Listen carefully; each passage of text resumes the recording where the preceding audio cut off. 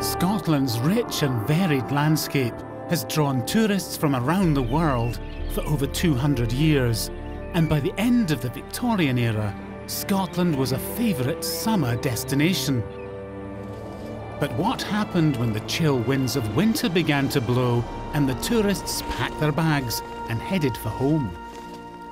Slowly but surely, enterprising Victorians began to lure the tourists back. Using the cold, they promoted the Highlands as a winter holiday destination, a playground for curling, for skating, for mountaineering and for skiing. After all, it's just like Switzerland, isn't it? I've been travelling through Scotland from the Galloway coast to the glens of Ross-shire, following routes suggested by one of the first tourist guides ever published, Black's Picturesque Guide to Scotland. This wonderful Victorian volume has a special place in my affections. It once guided my own family when we went on holiday. 40 years on, I'm dusting it down and setting off to recapture the golden age when Scotland was a jewel in the crown of holiday destinations. For my final journey, I'm going off-piste to discover how Scotland sold itself as a winter playground.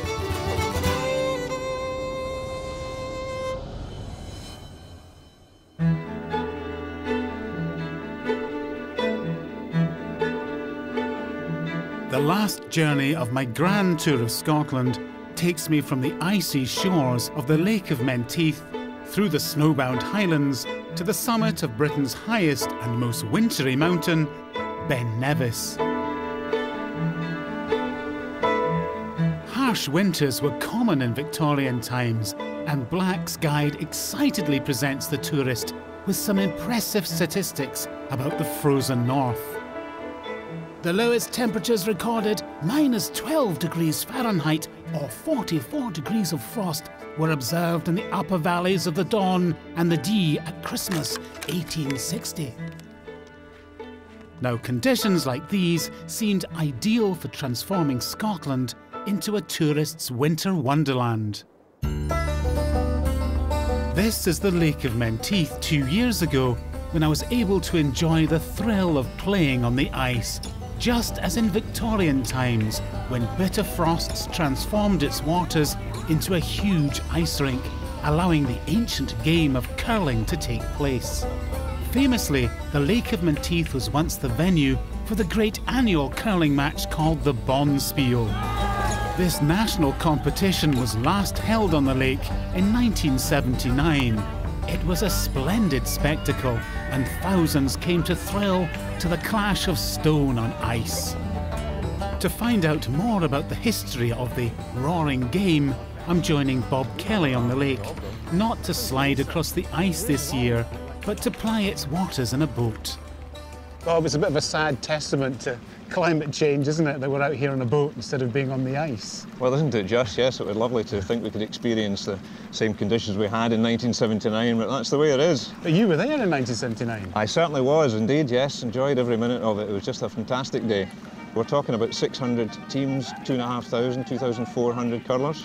2,400 curlers 2,400 curlers on the ice. Plus spectators? Plus spectators, plus officials. It was just absolutely unbelievable. The sun shone the whole day. It was the most beautiful weather, beautiful conditions, loads of people like-minded, all passionate, excited, with great anticipation about the day ahead. It was fantastic. I suppose in the old days there must have been much colder winters to have regular matches outside, because they wouldn't have had the alternative of going inside in the old days. That's right. The only curling that took place was outdoors on naturally frozen ice. Every little village would have a curling pond, and at that time of the year, of course, not too many farming duties to be done, so when the weather was right, the whole community would get out and enjoy the sport of curling.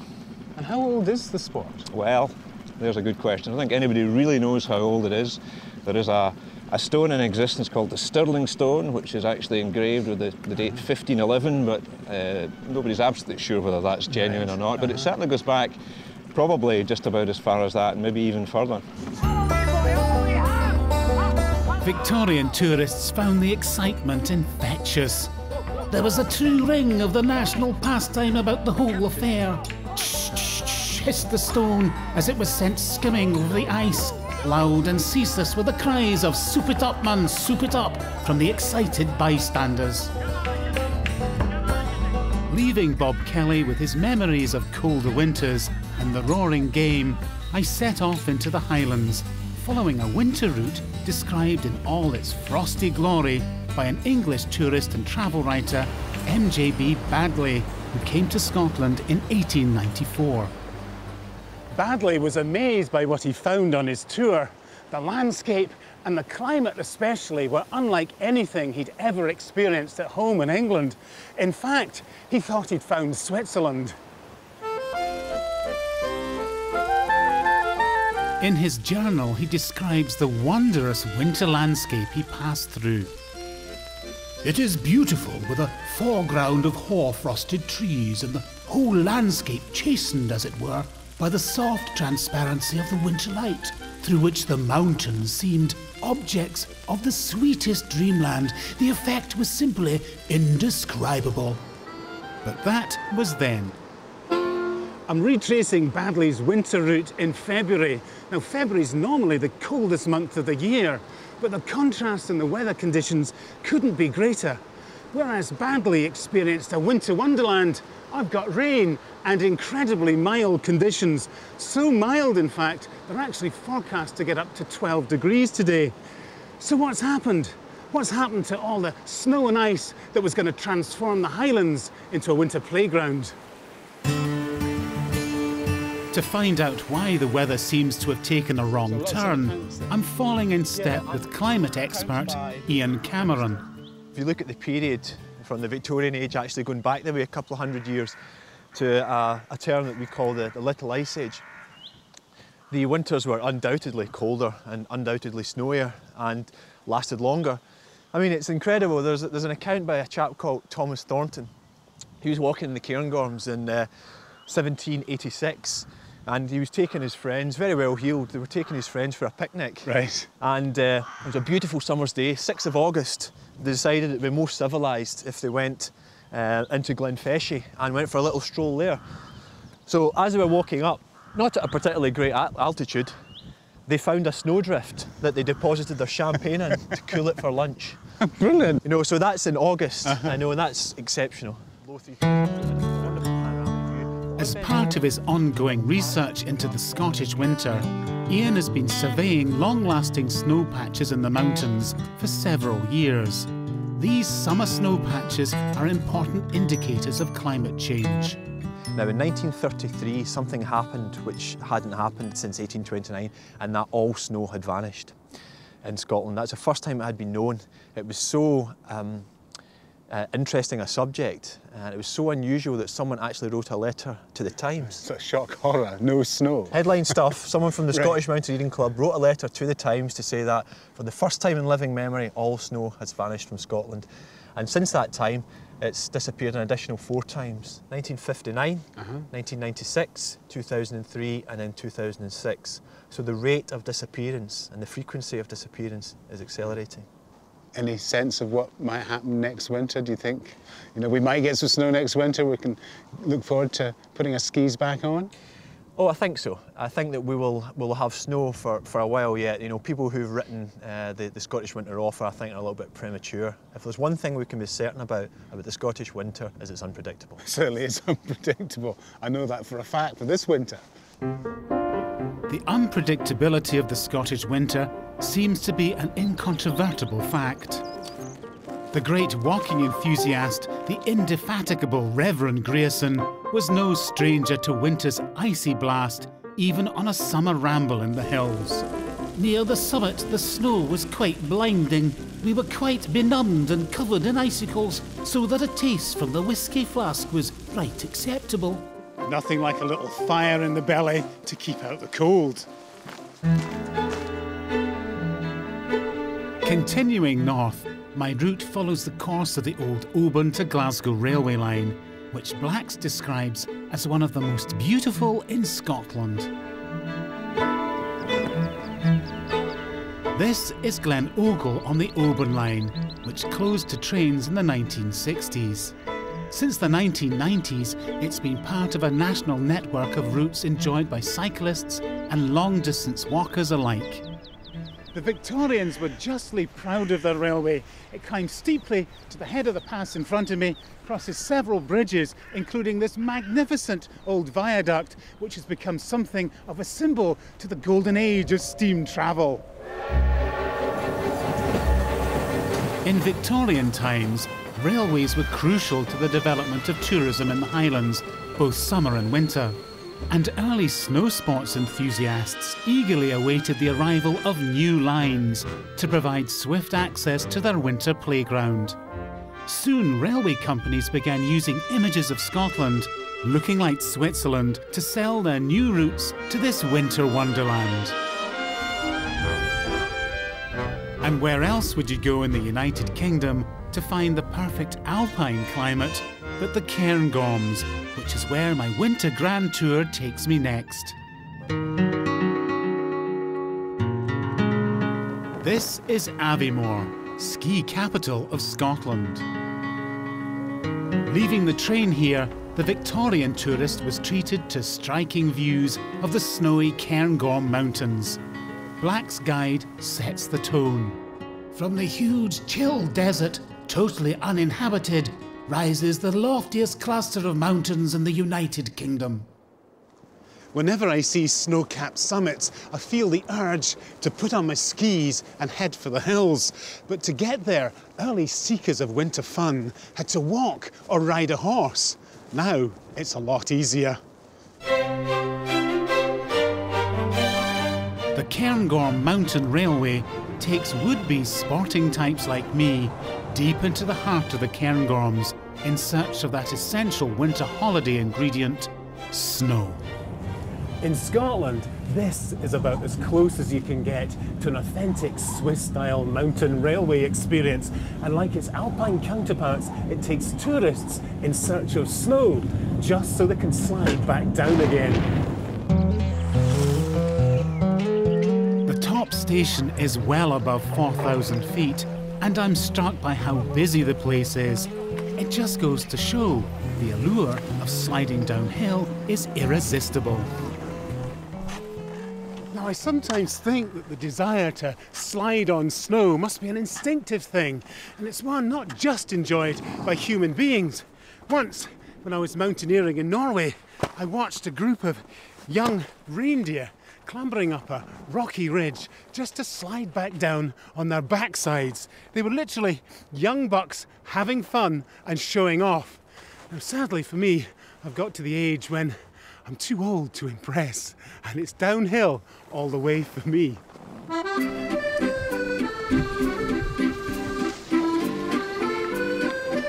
Trying not to fall over has become an increasingly important part of the skiing experience for me. But although I'm pretty rubbish, I'm addicted to it. Someone else who has the sport in her blood is Myrtle Simpson. Not only is she a former president of the Scottish Ski Club, in 1965 she became the first woman to ski across the Greenland ice cap. Well, we always say that if you can ski in Scotland, you can ski anywhere. And I think that's true, because we get every conceivable kind of weather here, and you won't meet much worse wherever you go. But what actually made us want to do that was, it was just at the time when people started going on cruise ships and said they'd been on expeditions, and we thought that was not, just not on. So we tried to see if we could ski the way Nansen did when he crossed Greenland in 1888. Nansen was a Norwegian explorer, and Myrtle wasn't the first to have been inspired by his Arctic exploits. In 1890, William Naismith took up the skiing challenge, making the very first tracks across Scottish snow. From then on, skiing snowballed. Although the aspirations of these pioneers were high, they were often let down by their levels of skill. But amazingly, Victorian Scots were actually skiing in the Highlands before the sport was taken up in some parts of the Alps. And Scotland's snowy slopes even saw early signs of women's emancipation as the ladies took to the hills. There began to be a sort of movement that you could buy bloomers. There were shops in Edinburgh, you could buy bloomers, Of course, you left the village in your skirt because you mustn't let your legs show. Heaven forbid. It upset the men. So they hid their skirts. And there are some magic stories of mist coming down like this. And they couldn't find the blinking boulder they'd hidden the skirts in. But bloomers alone wouldn't popularise the sport. The real revolution in skiing came with the outbreak of the Second World War. I think the British Army was trying to fight against the Alpini of Italy, for instance, who were crack Olympic skiers. And the British Army training didn't even have gloves. And they trained here in the Cairngorms. All the various estate houses were commandeered by the army, and apparently there were just swarms of army learning to ski. And there were a huge number of people came back, and they'd had terrific fun in the mountains. And they thought, why can't we still do that? There are now 5 ski resorts across the Highlands. On a good weekend, when the snow conditions are at their most alpine, it's reckoned that up to 20,000 people are on the piste in Scotland. Hans Koval came from Austria as a ski instructor in 1956, and he's still here. But even then, the snow was unreliable. What was your first impression of Scotland? Where's the snow? Where was the snow? Was there nothing? Coming over the Mochter, green.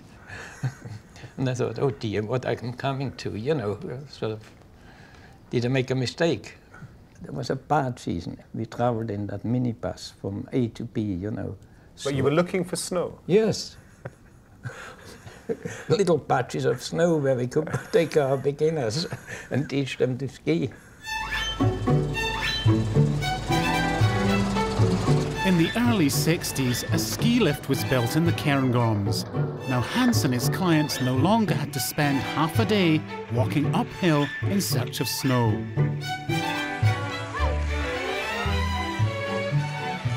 Aviemore developed rapidly, modelling itself on alpine ski resorts like Samaritz. Movie star Omar Sharif was hired to lend a sense of international sophistication to the resort. Après-ski had arrived in the Highlands.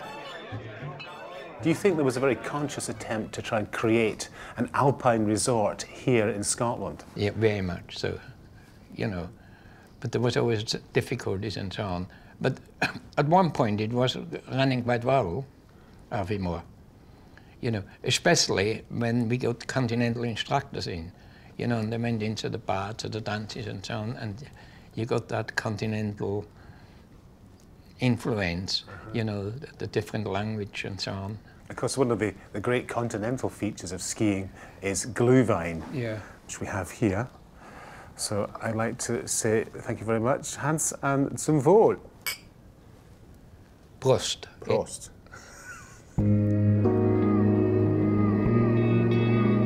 This winter has not been kind to Scottish skiing, with gales and rain instead of sparkling frosts and snow.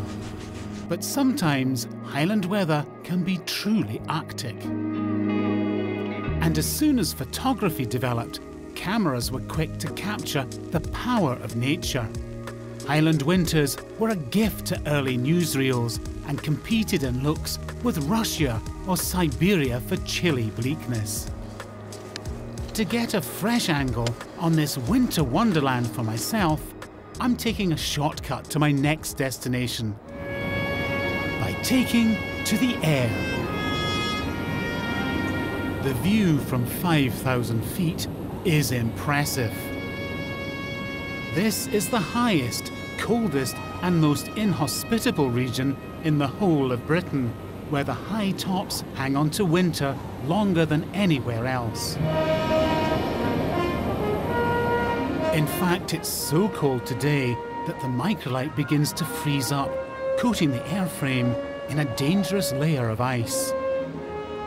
We're forced to turn back, and it's not until several weeks later that we can take to the skies again.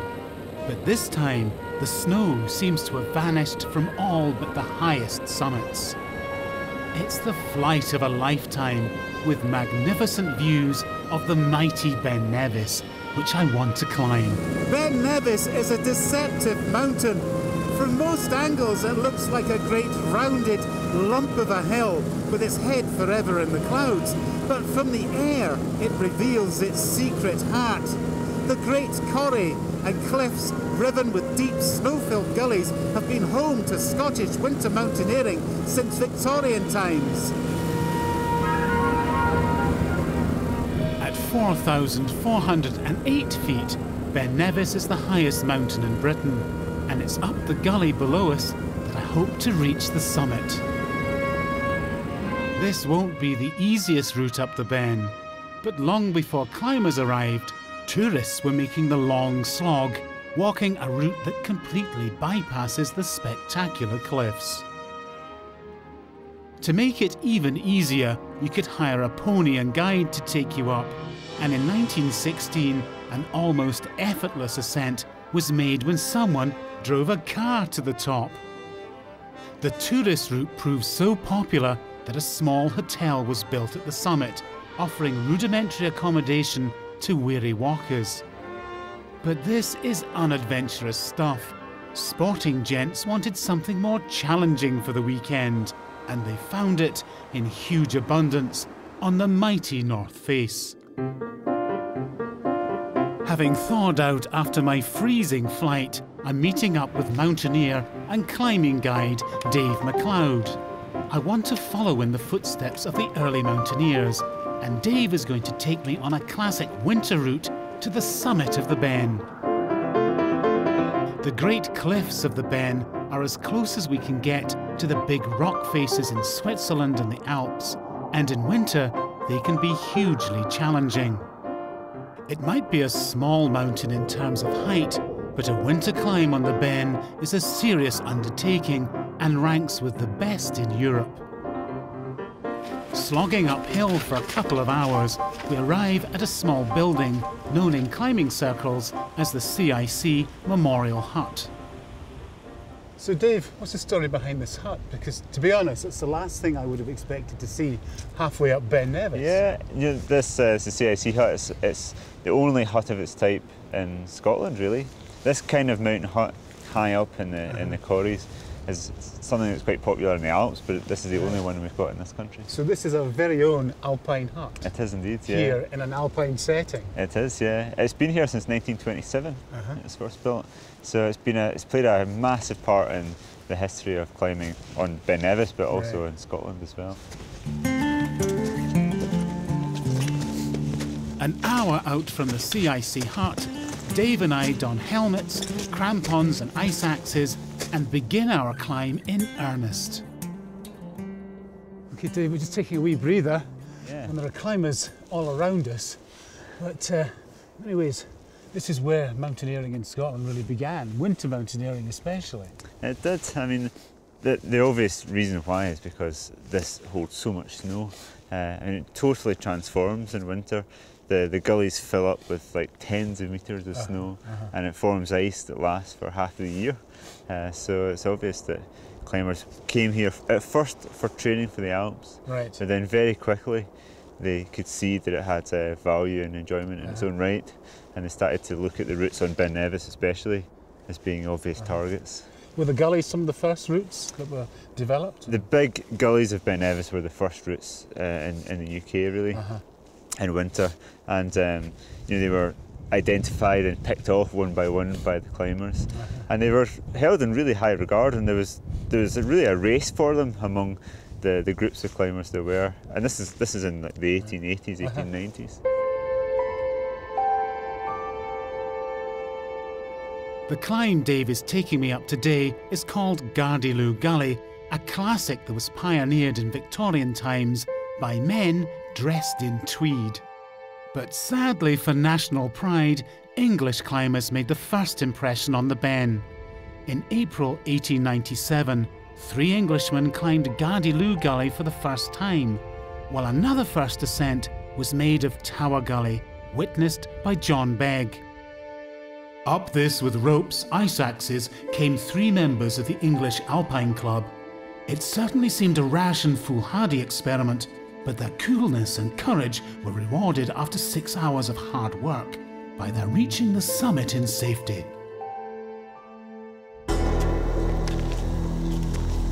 I'm beginning to feel nervous now. The sheer scale of the towering cliffs is very intimidating.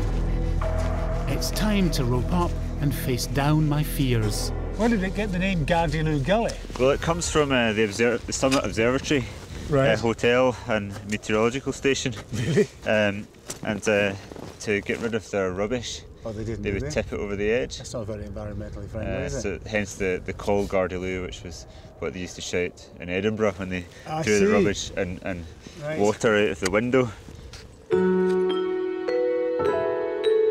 Gardyloo Gully is an easy Grade 3 winter route. Easy, that is, if you're an experienced mountaineer like Dave. But for me, this narrow finger of steep snow and ice slicing through the upper corrie is a forbidding place to be. The crux pitch of Gardyloo Gully is a curious ice tunnel a couple of 100 feet beneath the summit. Wriggling up this unusual feature is a weird experience, like being trapped in a hole. Now I'm caught in a torrent of powder snow that completely blinds me. I can't see a thing.